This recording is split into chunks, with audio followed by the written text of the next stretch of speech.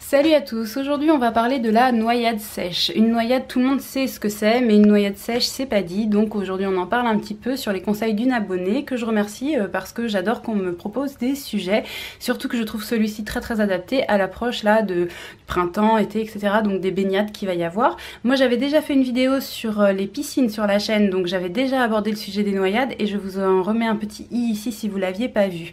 La noyade, tout le monde sait ce que c'est, donc je reviens pas dessus, mais en gros, le principe c'est de ne plus pouvoir respirer à cause d'eau qui se trouve dans les poumons. Alors pourquoi ça arriverait à distance? Ça peut arriver à distance parce que quand on boit la tasse, si on tousse pas suffisamment bien, on peut se retrouver avec de l'eau dans les poumons qui va irriter l'intérieur des poumons, faire gonfler les alvéoles pulmonaires, générer une réaction des poumons qui vont eux-mêmes sécréter encore plus d'eau et donc du coup l'état va s'aggraver. Donc moi je parle principalement pour les enfants, mais c'est vrai que ça peut arriver aussi pour les adultes. Ce que vous pouvez voir, c'est un enfant qui continue de tousser alors qu'il avait bu la tasse quelques heures avant. S'il continue de tousser, ça veut dire que potentiellement il est encore en train d'essayer d'enlever de l'eau. S'il a du mal à respirer, bon là potentiellement vous allez vous dire c'est étrange quand même qu'il respire toujours pas très bien.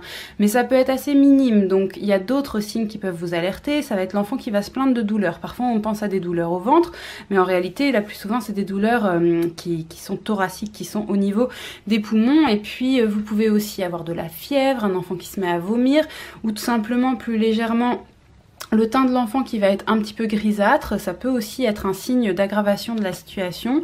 Voilà, vous pouvez avoir tous ces signes-là mélangés ou que quelques-uns. Enfin voilà, c'est vraiment au cas par cas en fonction de l'état de l'enfant. Et plus vous aurez de signes, plus ça sera grave, bien entendu.